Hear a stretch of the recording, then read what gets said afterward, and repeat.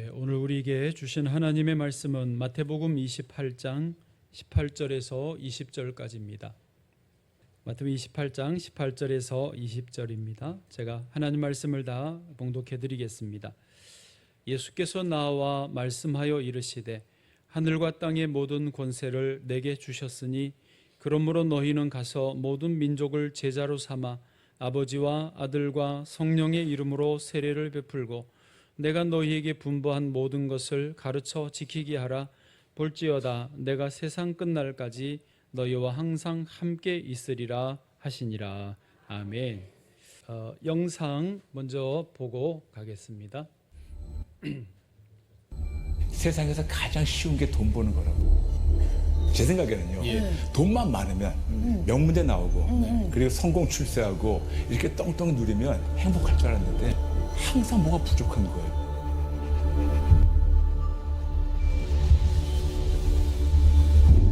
만족이 없는 거예요. 미국 가서부터 제가 담배를 피기 시작했고 술을 마시기 시작했고 중3 때 그리고 마약을 하기 시작했어요. 저는 학벌 좋은 쓰레기였어요. 성공한 쓰레기였어요. 출세한 쓰레기였어요. 돈 많은 쓰레기였어요. 그렇지만 결국은 쓰레기였어요. 어떤 외국 남자분이 제 차에 오는 거예요. Do you believe in Jesus? 당신 예수님 믿습니까? 제 안에 너무 투명하게 No! 그런 거예요. 안 믿는다고. 근데 갑자기 이분이 제 차에 오더니 제가 이렇게 창문 열고 손을 대고 있었는데 제 손을 딱 잡는 거예요. 남자가. 그러면서 Can I pray with you? 당신과 같이 기도해야 되냐고. 제가 너무 싫었는데 저도 모르게 입에서 나온 거는 Yes가 나온 거예요. 저도 모르게. 근데 그분이 제 손을 딱 잡더니 Repeat after me. 자기 따라하는 거예요.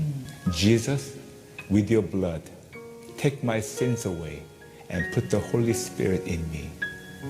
예수님, 당신의 보혈로 나의 죄를 씻어주시고 저에게 성령님이 임하게 해주세요. 아멘. 그 길을 딱 하고 이분이 떠나면서 Congratulations, you're born again Christian. 축하한다고 당신이 이제 거듭난 크리스찬이라고 떠나는 거예요. 그래서 이게 뭐냐고 너무 황당해가지고 그렇지만 뭔가 모르게 마음이 편했어요. 그래서 그분 가는 걸 붙잡아가지고 당신 누구냐고 물어보니까 이분이 본인이 그 동부에서 뉴욕 쪽에서 오신 목사님이고 그 동네에서 성경 공부를 하고 계시는 거예요. 그러면서 그분이 아주 다 꾸겨진 어떤 전단지 하나 주시는 거예요. 오라고. 그래서 그거를 이제 접어가지고 차에 집어넣었어요. 앞에 드롭 컴파트먼에. 그래서 그분 가버렸어요. 그리고 좀 있다가 저희 형이 그 편의점에서 커피 2잔을 사고 나오는 거예요. 그래서 물어봅니다. 뭐야? 몰라, 무슨 목사야.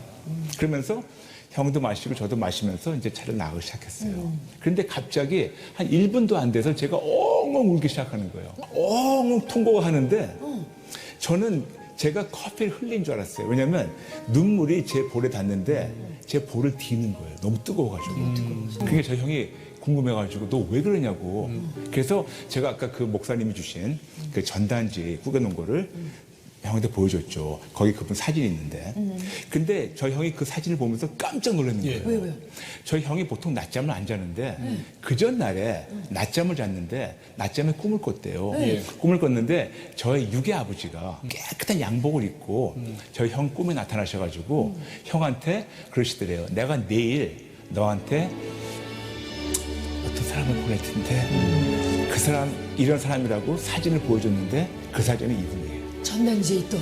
저희 형도 그날 예수를 만나게 됐고 그리고 저희 형은 지금 교회 장로님으로서 하나님을 잘 섬기고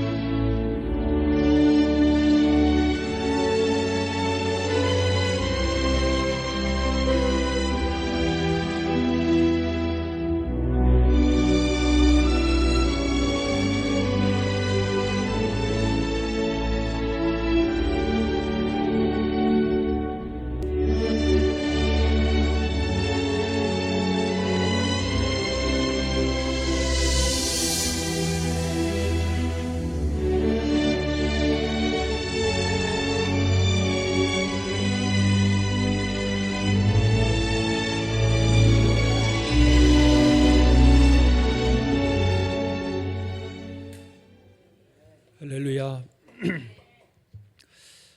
브라이언 박 목사님이라고 아마 기독교 방송에서 얼굴을 뵌 적이 있으실 거예요. 뵌 분들은요. 목사님 간증처럼 자기는 세상에 학벌 좋고 돈 많은 그렇지만 쓰레기 같은 인생이었다라고 고백을 하고 갑자기 나타난 목사님의 기도, 예수님의 보혈로 당신의 죄가 다 사하여졌고 그리고 성령님 내 안에 계셔 주십시오. 그 기도를 통해서 비로소 자유함을 얻었다라고 간증을 하고 있습니다. 그리고 이 목사님이 예수님을 믿게 된 과정도 우연이 아니고 이제 꿈에 그 형의 꿈에 아버지가 나타나셔서 그 사진 보여줬던 것처럼 성령 하나님의 치밀한 계획과 섭리 속에서 예수님을 믿게 된 것입니다. 오늘 저와 여러분도 똑같습니다. 이렇게 교회를 다니게 된 것, 예수님을 믿게 된 것, 하나님이 주신 자유를 누리게 된 것은 우연이 아니고 하나님의 뜻과 계획 안에서 이루어진 일인 줄로 믿습니다. 그런데 하나님을 부정하는 사람들은 그렇죠? 세상의 모든 일들이 우연히 일어난 것이라고 생각을 해요. 그러니까 자기도 우연히 세상에 태어났다고 생각하고 살면서 만나게 되는 수많은 사람들, 그냥 많은 사람들이 나하고 스쳐 지나갈 뿐이야 라고 우연처럼 별 의미를 두지 않습니다. 또 세상에서 발생하는 예를 들면 전쟁이나 지구 기후 온난화 문제나 또 내 삶에서 일어나는 여러 가지 사건 사고들에 대해서 재수 없으려니까 이런 일이 생겼어, 재수 없어서 이런 손해를 봤어, 이러면서 그냥 별 의미를 두지 않고 우연으로 지나쳐 버리는 것입니다. 그런데 우리는 하나님을 인정하는 사람들은 우연이라고 안 보는 거죠. 내가 태어난 것도 하나님의 뜻이고, 할렐루야. 내가 만나는 수많은 사람들도 하나님이 만나게 하셔서 만나는 거예요. 내게 닥치는 어려운 일들, 이게 재수 없어서 걸린 게 아니라 하나님의 뜻이 있어요. 계획이 있어요. 의도가 있어서 내게 어려움이든 좋은 일이든 있다라고 하는 것입니다. 그래서 하나님 믿는 사람들은, 안 믿는 사람들은 어려운 일 만나면 불평하고 불만하고 재수없다 하고 끝내지만은 빨리 그 상황을 벗어나려고만 하지만 우리처럼 하나님 믿는 사람들은 어려움 만나면 질문을 하죠. 하나님, 이 일을 통해서 뭘 내가 깨닫기 원하십니까? 나에게 무엇을 가르쳐 주기 원하십니까? 나를 통하여, 이 일을 통하여 나에게 무엇을 이루기를 원하십니까? 그 질문을 하는 거예요. 왜 질문을 하는 거예요? 하나님의 뜻이 있음을, 좋으신 선한 뜻이 있음을 믿기 때문인 것이죠. 여러분 혹시 지금 어려움이 있으십니까? 하나님에게 질문하시길 바랍니다. 하나님, 저를 봐보세요. 하나님, 무슨 좋은 일을 주시려고 나에게 이런 어려움을 주십니까? 꼭 웃으면서 하셔야 돼요. 인상 쓰지 말고. 하나님, 뭔 좋은 일을 주시려고 내게 이 고난을 주십니까? 우리는 하나님의 선한 뜻과 계획을 믿습니다. 자, 그런데요, 이제 성경 전체에서 하나님의 그 선하신 뜻, 계획이 분명하게 드러나 있습니다. 오늘 그것을 좀 살피고 구체적으로 그것을 위해서 우리가 무엇을 해야 되는지 그거를 좀 나누려고 합니다. 성경 전체에 하나님이 일관되게 인류를 향한 뜻과 계획이 있음을 밝히는데 먼저 창세기에 문화 대명령을 주셨습니다. 창세기 1장 27절 28절입니다. 우리 소리내서 같이 읽어보겠습니다. 시작. 하나님이 자기 형상 곧 하나님의 형상대로 사람을 창조하시되 남자와 여자를 창조하시고 28절 하나님이 그들에게 복을 주시며 하나님이 그들에게 이르시되 생육하고 번성하여 땅에 충만하라 땅을 정복하라 바다의 물고기와 하늘의 새와 땅에 움직이는 모든 생물을 다스리라 하시니라. 아멘. 자, 이제 저를 보십시오. 하나님이 하나님 형상대로 사람을 만드시고 그 첫사람 아담과 하와에게 이 모든 만물의 통치를 맡기셨습니다. 그리고 모든 만물을 통치할 수 있는 지혜와 능력과 권세를 주셨습니다. 권세 그러면 기억나는 단어? 엑수시아. 예. 엑수시아가 원래 우리 사람에게 주어졌습니다. 그래서 그 엑수시아로 모든 만물을 통치할 수 있었습니다. 하나님이 아담과 하와에게 이 엑수시아를 주시면서 통치하게 하셨을 때에 이루기를 원하는 나라는 지금 우리가 말하는 하나님의 나라였습니다. 하나님의 나라가 어떤 모습이지요? 상상이 안 되시면 에덴 동산을 생각해 보시면 되겠어요. 에덴 동산에는 모든 것이 풍요로웠습니다. 할렐루야. 냉장고 문만 열면 종류별로 가득했습니다. 냉장고가 필요 없어요. 밖에만 나가면 과일, 채소 뭐 마음껏 먹을 수 있었으니까요.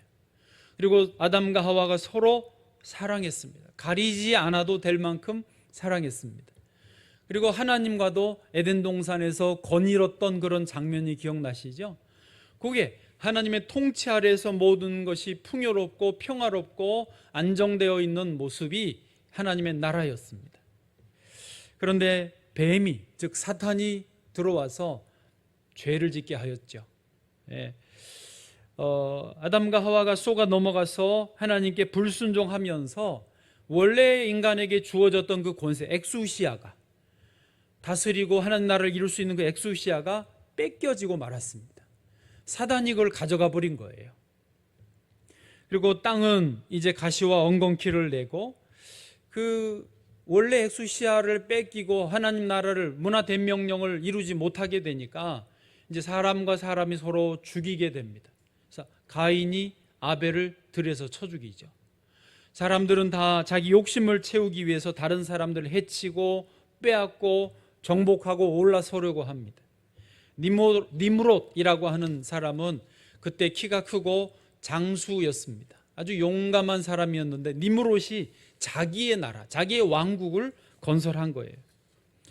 여러분, 이게 수천 년 전 창세기에만 있는 그런 모습이 아니라 지금 21세기를 사는 우리들, 저와 여러분에게서도 그 인간 군상들의 똑같은 모습이 죄악으로 반복되고 있습니다.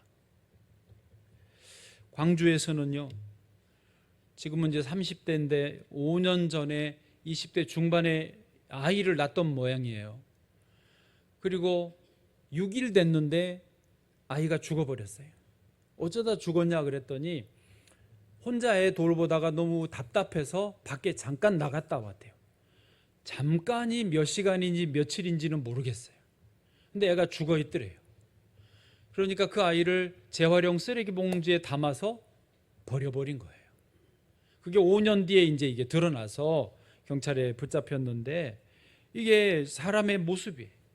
미국에서는 학생들 2명이 자기 성적 제대로 안 줬다고 선생님을 야구방망이로 때려가지고 돌아가시게 했어요. 고양시에서는요, 다시 한국으로 와서 고양시에서는 엊그제 옥상에서 엄마와 딸이 식사하다가 추락해서 2분 다 돌아가셨어요. 그런데 2분의 신발이 옥상 그 난간에 가지런히 놓여 있는 거예요. 자살을 하시지 않았나 추정을 하는 겁니다. 여러분, 뉴스에 지금 나오는 거 잠깐 제가 가져온 거고요. 무슨 말이냐면 지금 우리 인간 군상들의 삶의 모습이 다 이렇다라는 거예요. 여러분, 뉴스에 나오는 그런 분들을 비난하거나 평가하고 함부로 판단할 수 없어요. 왜냐하면 저와 여러분도 똑같기 때문입니다. 우리가 안 걸렸을 뿐이고 뉴스에 안 나올 뿐이지 우리도 다 똑같은 거예요. 이미 아담과 하와가 범죄하여서 사단의 종이 되고 노예가 된 이후에는 누구나 다 생각하는 것이, 말하는 것이, 행동하는 것이 다 똑같은 거예요. 사단은 지금 세상의 모든 권세를 가지고 사람을 조종하고 있습니다. 우리 각자 생각에는, 내 생각에는 나는 내가 나를 조종하고 있고 나를 잘 컨트롤하고 있다라고 생각을 하고 살아요. 나는 내가 지금 살 길로 가고 있고 올바른 길로 가고 있고 좋은 길로 가고 있다라고 생각하고 가요. 그런데 그게 착각일 가능성이 많습니다. 모두 사단이 심어준 욕심 따라서, 사단이 넣어준 탐욕을 따라서 이끌려서 살아가고 있어요. 이번에 인천의 검단에서 그 아파트 공사를 하는데 주차장 공사하다가 이게 붕괴돼 가지고 완전히 다 난리가 났습니다. 근데 국토부 장관도 가서 현장을 조사하고 그랬는데 그 조사위원회가 또 조사해서 발표를 했어요. 네, 이 공사 자체를 발주한 데가 어디냐면 정부기관인 LH입니다. 그리고 이 공사를 수주한 기업은 GS 건설이에요. 건설 쪽에서는 엄청 대기업입니다. 그런데 조사위원회 발표가 뭐냐면 이게 모든 과정에서, 그러니까 발주 LH에서 설계를 맡겨가지고 LH가 설계를 따온대요. 먼저 그 설계도를 가지고 시공사를 선정하는데 거기에 GS 건설이 된 거거든요. 그리고 또 감리 회사는 따로 들어와요. 그러니까 발주하고 설계하고 시행하고 감리하고 시공하고 이 모든 단계들 속에서 단 한 번도 제대로 이게 점검이 안 됐다라는 거예요. 지금 공사가 67%가 공정률이 진행됐는데 지하주차장이 붕괴돼 버리면서 처음부터 다 전면 재시공을 해야 되는 거예요. 그래서 GS 건설이 떠안았는데 5,400억 원 정도의 손실이 날 것 같다는 거예요. 5,400원이 아니고 5,400억 원입니다. 장난이 아닙니다. 국토부 장관 말도 그겁니다. 국토부 장관 말이 제발 어느 한 곳에서만, 그러니까 발주하는 LH에서라도 GS 시공에서라도 설계하는 입장에서 감리하는 단계에서 시공사에서 한 곳에서만이라도 이거는 이러면 안 됩니다, 이게 아닙니다라고 말을 했으면 이런 사태는 없었을 거라는 거예요. 근데 모든 과정에서 다 똑같이 그냥 그렇게 간 거예요. 여러분 이게 무슨 의미인지 아시겠어요? 물론 관행이라는 것도 있고 어쩌다 보니 이게 그렇게 뭉쳐버린 건데 우리 사람은요 다 똑같다라는 거예요. 내 나름대로 나는 바르게 한다라고 생각하지만 성경에 분명히 말씀하고 있습니다. 모든 사람이 죄를 범하였음에 하나님의 영광에 이르지 못하더니 의인은 없나니 하나도 없다. 이 딱 맞아 떨어지지 않습니까? 어떻게 그 수많은 절차들 중에서 단 한 사람이라도, 한 기관이라도 이거는 아닌 것 같아요 말을 못하냐고요. 이게 남 이야기가 아니고 우리 이야기를 제가 하는 거예요. 우리가 다 나는 그래도 바르게 가고 있지 하고는 개처럼 옆으로 가요. 다 모든 사람이 옆으로 가고 있으면서 나는 괜찮거니 생각하는 거예요. 옆으로 가고 있는 사람을 비난하고 손가락질하고 저 사람 이상해 저 사람 이상해 말하고 있는 거예요. 이 이야기를 우리 장률 장로님하고 어제 밥 먹다가 하고 있었더니 이고는 장로님도 어디서 들으셨는지 뉴스에서 봤대요. 어느 아파트에 이미 입주해서 살고 있는데 그 공조기가 이상해서 지하에 공조기 기계에 뜯어봤더니 시커먼 먼지가 붙어 있더라고요. 막 더덕더덕 완전히 시커먼 먼지가 그동안 공조기를 통해서 각 방마다 그 집으로 이게 공급이 됐던 거예요. 깨끗한 공기랍시고 거기 사는 분들은 그게 깨끗한 공기인 줄 알고 마시고 살았다라는 거예요. 시공사에 따졌죠. 왜 이런 거를 공조기를 달았냐? 대답이 그거예요. 단가를 맞추려다 보니 어쩔 수 없었다라는 거예요. 여러분 이게 우리의 삶의 모습이에요. 우리가 쏘구면 안 되는 겁니다. 그러니까 하나님은 문화된 명령을 주시고 우리에게 권세를 주셨지만 사단이 들어와서 권세를 가져가 버린 이후부터는 모든 사람들이 옳은 길로 간다 생각하지만 잘못된 길로 가는 거예요. 너나 할 거 없어요. 뉴스에 나오는 그런 사건의 범인들 수갑 차고 막 가리고 모자이크 처리하고 잡혀간 사람들 보고 혀 끌끌 차길 필요 없어요. 내가 안 잡혔을 뿐이에요. 내가 안 걸렸을 뿐이라고요. 똑같아요. 예수님이 가늠하다가 현장에서 잡혀온 여인 때문에 돌 들고 서 있는 사람들에게 하신 말씀 그거잖아요. 너희 중에 죄 없는 자가 먼저 돌로 쳐라. 슬그머니 돌 내려놓고 다 사라졌지 않습니까? 우리가 내가 죄인이라는 것을 인정하는 것이 축복입니다. 그게 은혜예요.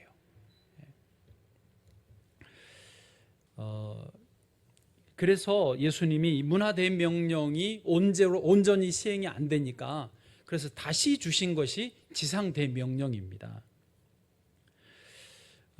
지상대명령은 오늘 본문인데요.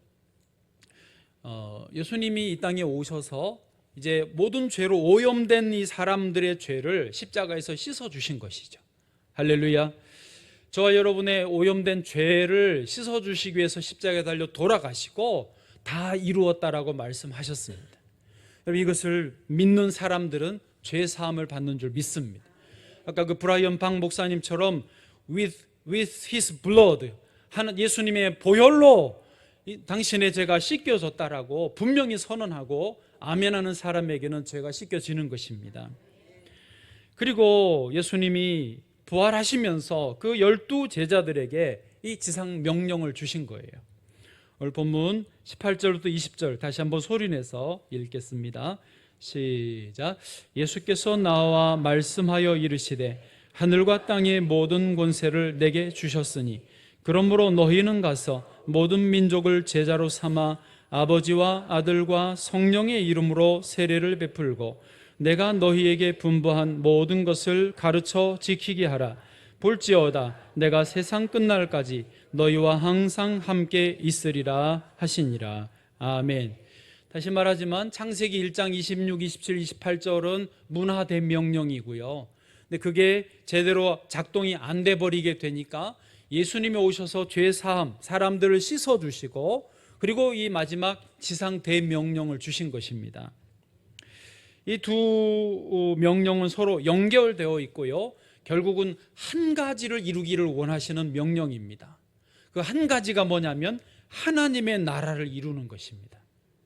문화대명령으로 하나님의 나라를 에덴 동산에 이루게 하셨는데 세계에 그게 이제 안 되니까 예수님이 오셔서 사람들의 죄를 씻어주시고 그들에게 위임하셔서 다시 엑수시아를 회복해 주시면서 여기 아까 18절 하늘과 땅의 모든 권세가 엑수시아거든요. 그 권세를 다시 우리에게 부여해 주시면서 하나님의 나라를 회복하라고 명령을 내리신 것이 이 지상대 명령이라는 것입니다.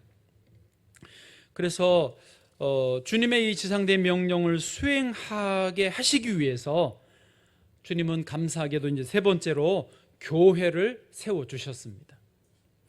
그러니까 지상대 명령을 그냥 개인적으로 할 수 없기 때문에 신앙 공동체인 교회를 세워주신 거예요.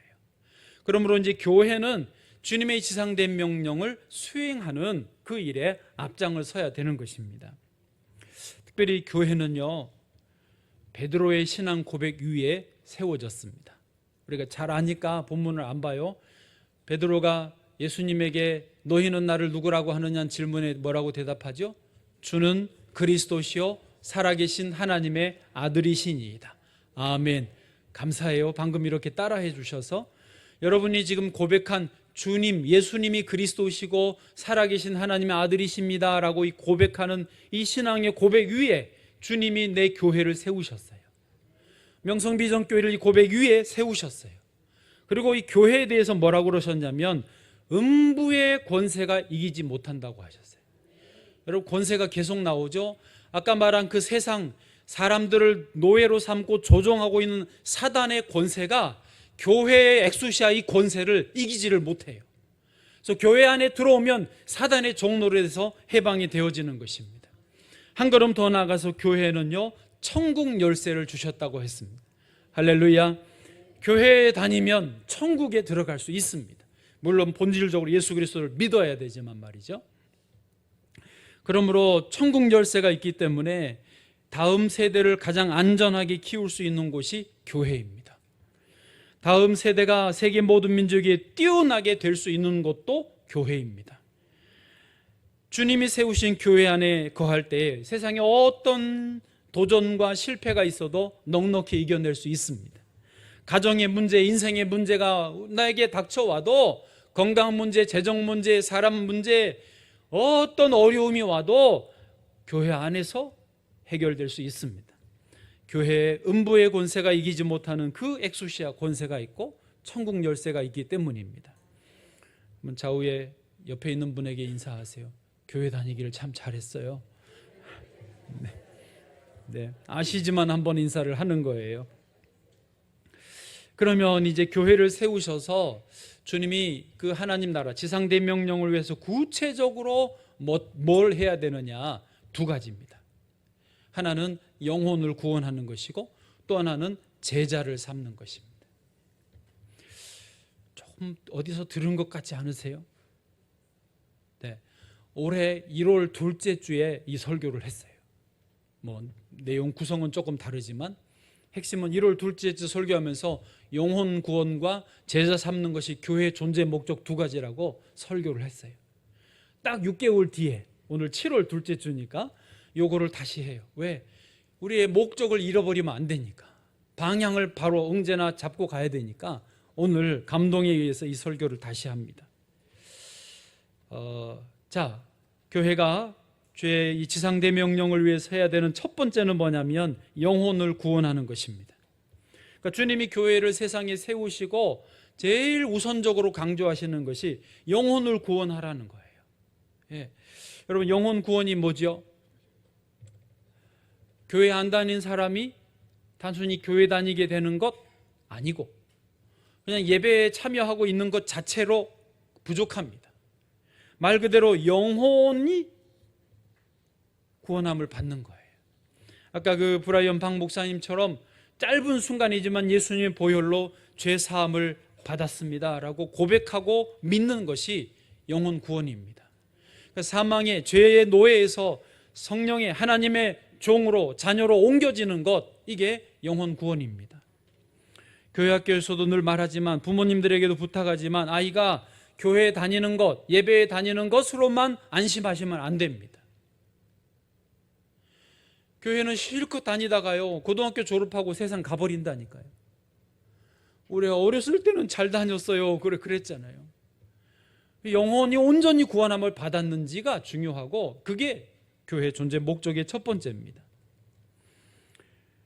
예수님은 당신의 사역을 시작하시면서 이제 사명 선언처럼 이사야서의 말씀을 누가복음에서 다시 읊으셨어요. 누가복음 4장 18절 19절입니다. 예수님의 사명 선언입니다. 같이요. 시작. 주의 성령이 내게 임하셨으니 이는 가난한 자에게 복음을 전하게 하시려고 내게 기름을 부으시고 나를 보내사 포로된 자에게 자유를, 눈먼 자에게 다시 보게 함을 전파하며 눌린 자를 자유롭게 하고 주의 은혜의 해를 전파하게 하려 하심이라. 아멘. 예, 거기 18절에 보면 포로된 자에게 자유를, 눈먼 자에게 다시 보게 함을, 그리고 눌린 자를 자유롭게 한다 그랬습니다. 아까 다시 브라이언 박 목사님 그 고백이 분명히 있었으니까 자기는 학벌 좋은 쓰레기, 돈 많은 쓰레기, 또 뭐 있었죠? 하여튼 쓰레기였어요. 세상으로는 아무리 해도 그거는 인생이 자기 스스로 허무하고 허탈하고 쓰레기밖에 안 됐다라는 거예요. 그러나 그런 얽매이고 쓰레기에 얽혀있는 삶에서 벗어나서 참된 빛으로 옮겨지는 거예요. 자유로운 삶으로 옮겨지는 것이 영혼 구원입니다. 예수님이 이것을 위해서 사역을 시작하셨다라고 하는 것입니다. 그래서 영혼 구원을 다른 말로 쉽게 정리하면 뭐라고 표현할 수 있냐면 자유라고 표현할 수 있습니다. 여러분, 예수님 안에서 자유로우시기를 축복합니다. 애굽에 근데요 여러분 진짜 지금 자유로우세요? 아멘. 예, 착각할 수 있습니다. 혹은 사람에 따라서는 내가 지금 자유롭다라고 생각하지만 진정한 자유가 주님이 주시는 자유가 아닐 수 있어요. 오히려 거꾸로 속아서 세상이 사단이 파놓은 함정에 걸려 있으면서 내가 지금 자유롭다라고 느낄 수도 있다라는 거예요. 지난번에 IM 선교회 이야기 좀 했는데요. 우리 한우헌이라는 중2 남학생이 한 달 반 정도 됐어요. 지금 IM 선교회 학교에 들어가 있단 말이에요. 그런데 얘가 거기 들어가기 전의 모습과 지금 다니고 있는 이후의 모습이 완전히 달라졌어요. 눈에 띄게 달라졌어요. 그냥 단적인 예로 엄마를 자꾸 내가 물먹이는데 그러니까 그러면 안 되지. 전에는 엄마가 중2 아이를 예배를 드려야 되니까 끌고 나오는 느낌이었어요. 그런데 지난 주일에는 애가 혼자 나왔어요. 본 예배. 엄마 넌 어디 갔니? 왜 너 혼자 나왔니? 엄마 집에서 자고 있을걸요? 근데 엄마 피곤하니까 통화해봤더니 일이 참 피곤해요. 엄마가 그럴 수 있지만 엄마가 그럼에도 중2 남자아이가 혼자 본 예배를 드리러 나왔다라는 거예요. 그거는요, 거기 생활은 아침에 일찍 일어나서 성경 읽고 예배 드리고 찬양하고 주님의 은혜 안에 온전히 거하거든요. 스마트폰 안 봐요. 애가 정신이 똑바로 졌더라고요. 공부도 열심히 한대요. 그리고 자기는 선교하기 위해서 어떻게 공부할지, 어떻게 준비할지를 지금 그거를 목적을 가지고 공부하고 있더라고요. 한 달 반 만에 애가 완전히 달라졌어요. 너무 신기해가지고 나중에 애한테 말 못하고 나중에 엄마하고 통하면서 간증 한번 시켜달라고 그랬더니 할걸요? 엄마도 그래요. 하는 거를 카톡으로 다 보는데 거기서 벌어지는 일들을 눈으로 보니까 애가 완전히 달라진 거예요. 이하고 다른 아이, 여자아이, 제가 모르는 아이였는데 걔도 간증을 했어요. 걔도 한 3개월 정도 있었는데 그런 대안학교에 스마트폰을 다 거기는 반납하고 마음대로 못해요. 아이들은 스마트폰을 내 마음대로 하면 그게 자유라고 느끼거든요. 내 시간을 내 마음대로 쓰고 내 마음대로 놀면 그게 자유라고 느끼잖아요. 근데 아니요, 얘는 스마트폰 뺏기고 정해진 시간에 일어나야 되고 정해진 시간에 예배 드려야 되는데 얘가 3개월 만에 간증하기를 뭐라고 하냐면 자유롭다. 너무 행복하다. 너무 편안하다. 왜? 사실은 스마트폰을 어떻게 엄마 우겨가지고 1시간 더 하는 게 자유인 줄 알았는데 이거를 놔버리고 그런 끊어지니까 영혼이 너무 자유로운 거예요. 그게 진정한 그리스도 안에서의 자유입니다. 갈라디아서 5장 1절요. 시작. 그리스도께서 우리를 자유롭게 하려고 자유를 주셨으니 그러므로 굳건하게 서서 다시는 종의 멍에를 매지 말라. 아멘. 예, 주님이 우리에게 이 자유를 주신 이게 영혼 구원입니다. 그러니까 애굽에서 종살이하던 이스라엘 백성들이 광야로 나왔잖아요. 광야로 나오니까 고기도 없고 마늘도 없고 양파도 없어서 너무 힘든 거예요. 그래서 뭐라고 그러죠? 다시 애굽으로 돌아가게 해달라는 거예요. 거기서 시키는 일을 하고 주는 고기 먹고 그냥 편안하게 살겠다고. 그게 자유입니까? 아니요. 그거는 세상이 미혹하는 잘못된 자유고 참된 자유는 좀 불편해도 영혼의 자유가 있는 광야의 생활이에요. 그리고 약속의 땅으로 들어가는 거예요. 여러분, 참된 영혼 구원을 누리시기를 바랍니다. 그리고 더 나아가서 주변의 사람들을 보셔야 돼요. 이 시각으로.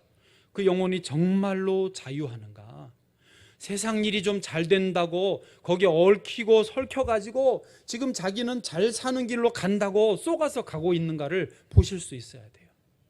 그리고 영혼 구원하는 일에 그분들을 초청하고 우리가 주 앞으로 인도해야 될 줄로 믿습니다. 두 번째로 교회가 이제 주님의 지상 대명령을 수행하기 위해서 해야 될 일은 뭐냐면 제자화입니다. 제자화란 뭐죠? 예수님을 따라 사는 삶이죠. 예수님 말하신 대로 살고 예수님이 본을 보이신 대로 사는, 예수님처럼 비슷하게 살게 되는 것이 예수님의 제자입니다. 오늘 본문 다시 한번 보시죠. 19절 20절.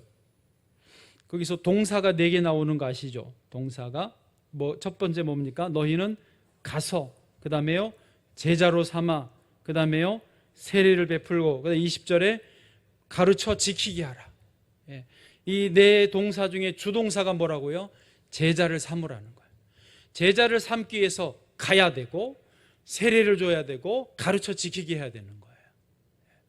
이거를 해야 되는 거예요. 그리스도인들은, 교회는.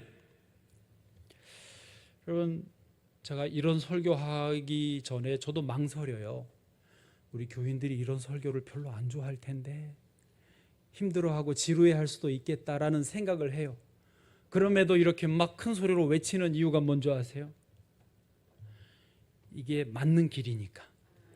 그리고 맞는 길을 갈 때 진정한 영혼의 기쁨이 있기 때문에 그렇습니다. 여러분, 지금 세상 사람들이 교인들을, 그리스도인들을 비판하지요.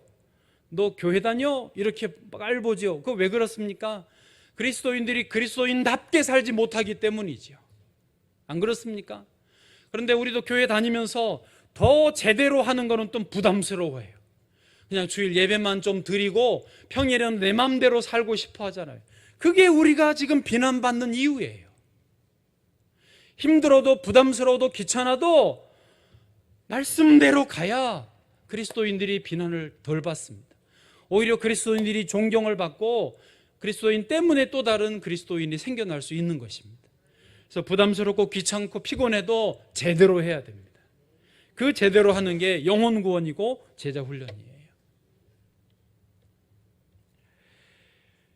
그래서 제자 훈련을 제대로 하려면 그 필요한 것이요, 소그룹 목장이더라고요. 저희가 지금 소그룹 제자 훈련, 소그룹 목장 리더 훈련을 수요일, 화요일에 진행하고 있는데 이제 수개월 내에 전체 교인들을 소그룹으로 완전히 재편성을 하려고 그래요. 할렐루야. 혹시 나는 절대 그걸 원하지 않습니다. 그러면 빼드릴게요. 그러면 그건 자유롭게 해드리고, 자유니까 어차피. 그러나 원칙으로는 전 교인을 모두 다 소그룹 안에 다 편성을 해드릴 거예요. 나이 상관없이. 그래서 소그룹 안에서 제자화가 이루어져야 돼요. 여러분, 혼자서 나 혼자 예배만 드리고 제자가 될 수는 없더라고요. 나 혼자 예배 드리고 영혼 구원은 어찌 될 수 있을지 몰라도 제자의 삶을 사는 거는요, 혼자는 불가능해요. 서로 좀 부대끼면서 지지고 볶으면서 다 깎이고 다듬어지면서 그리스도의 인격, 그리스도의 삶을 닮아가는 삶을 살 수 있어요. 그래서 반드시 소그룹 안에 들어가야 돼요. 장로님 할렐루야. 좋아하실 거예요, 장로님. 또 두 번째로 필요한 게 목장 리더들이더라고요. 이 소그룹이 정상적으로 잘 돌아가려면 반드시 리더가 제일 중요하고 훈련된 분이어야 됩니다. 그래서 수요일, 화요일에 리더 훈련을 열심히 하고 있거든요. 근데 너무 세게 몰아치면은 힘들어 하실까봐 저 나름대로는 천천히 지금 가고 있지만 방향은 분명합니다. 리더가 바로 세워지도록 기도해 주시기 바랍니다. 마지막 세 번째는요, 제자화는 가르쳐서 되는 게 아니라 본을 보여서 되는 거더라고요. 네. 안 띄워줘요? 네, 빨리빨리 띄워줘요. 아이들도 가르친 대로 되어지는 게 아니라 보여지는 대로 따라하잖아요. 이렇게 엄마 아빠 같이 예배 드리는 거를 보고 따라하듯이. 그래서 그룹 안에서 서로 선배 신앙인들이 저런 삶을 사는구나, 이렇게 예배 드리는구나 본을 보고 따라해요. 그러니까 선배들도 책임이 무겁고 따라하는 분들도 그거 잘 보고 분별하고 따라가야 되는 거지. 저는 우리 교회가 이 길로 가기를 원합니다. 이게 성경적이니까요. 자, 말씀을 정리하겠습니다. 하나님이 문화된 명령을 창세기에 주셨고요. 그게 망가지면 사탄이 방해하면서 제대로 작동 안 하니까 예수님이 오셔서 오염된 사람들의 마음을 씻겨주시고 주의 보혈로, 그리고 지상대명령을 다시 주셨습니다. 이제 지상대명령을 받은 저와 여러분은 그 주님의 목적에 맞게 나아가야 되는 거죠. 첫째가 영혼 구원이고요, 둘째가 제자화입니다. 여러분, 나는 그냥 예배만 드리고 조용히 신앙생활 할 거예요, 귀찮게 하지 마세요. 네, 알았어요. 그냥 계시면 되고, 마음이 동하신 분들은요, 같이 하시면 됩니다. 그리고 그렇게 가야지만이 하나님 나라가 이루어지고 교회가 교회 될 수 있습니다. 그리스도인이 그리스도인 될 수 있습니다.